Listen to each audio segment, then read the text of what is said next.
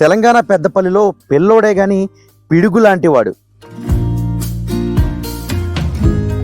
ఎలాంటి డ్రాయింగ్ అయినా అతి చిన్న వయసులో దించేస్తున్నాడు ఈ బుడతడు.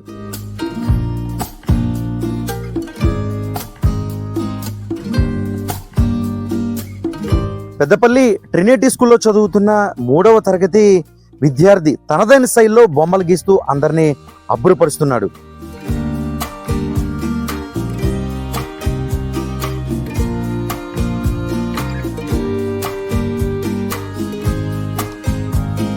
మూడో తరగతి చదవడం ఏంటి, 6 సంవత్సరాల వయసులో ఎలాంటి దేవతామూర్తులు బొమ్మలు వేయడానికి వెనకాల టాలెంట్ ఎంకరేజ్ చేసింది ఎవరు, విద్యార్థి ఏ విధంగా వేస్తున్నాడు, అక్కడ తల్లిదండ్రులు ఏమంటున్నారు, ముఖ్యంగా పెద్దపల్లికి సంబంధించి ఆవుపాటి సావిత్రి గారి మనవడు ప్రసాద్, అదేవిధంగా జ్యోతి దంపతుల కుమారుడైన డుడ్డు ఏ విధంగా ఈ ఆర్ట్ నేర్చుకున్నాడు చూద్దాం ఒకసారి.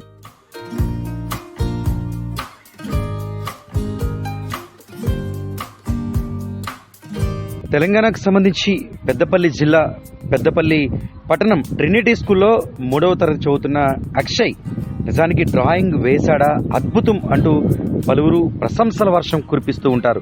కలియుగ ప్రత్యక్ష దైవమైన శ్రీ వెంకటేశ్వర స్వామి వారి రూపాన్ని సరిగ్గా ఏడాది కిందట ట్రినిటీ స్కూల్లో జరిగిన ఒక కార్యక్రమంలో అక్షయ్ రూపం దాల్చాడు. అంతే, నాటి నుంచి పెయింట్స్ వేస్తూ అందరి మనల్ని పొందుతున్నాడు. నిజానికి విద్యార్థులు ఖాళీగా ఉంటే సెల్ ఫోన్స్ లేదా టీవీలకు పరిమితం అవుతారు, కానీ అక్షయ్ మాత్రం అనేక రకాల డ్రాయింగ్లు వేస్తూ అందరినీ అభ్రపరుస్తూ ఉంటాడు. ఇలా వెంకటేశ్వర స్వామి రూపమే కాకుండా అనేక దేవతామూర్తులు అంటే ఆంజనేయ స్వామి, కృష్ణుడు, రాముడు ఇలా అనేక రూపాలను తీసుకురావడం, సినీ యాక్టర్స్ ఫొటోస్ సైతం ఈ మధ్య కాలంలో వేయడంతో శబాష్ అక్షయ్ అంటూ పలువురు పేర్కొంటున్నారు. పెద్దపల్లికి సంబంధించి ఆవుపాటి సావిత్రి గారి మనవడు, ముఖ్యంగా ప్రసాద్ జ్యోతి దంపతుల పెద్ద కుమారుడు అక్షయ్ ఈ విధంగా పెయింట్స్ వేయడం పట్ల మట్టిలో మాణిక్యం అంటూ పలువురు ప్రశంసలు కురిపిస్తున్నారు. నేను అక్షయ్, నేను 3వ తరగతిలో చదువుతున్నాను.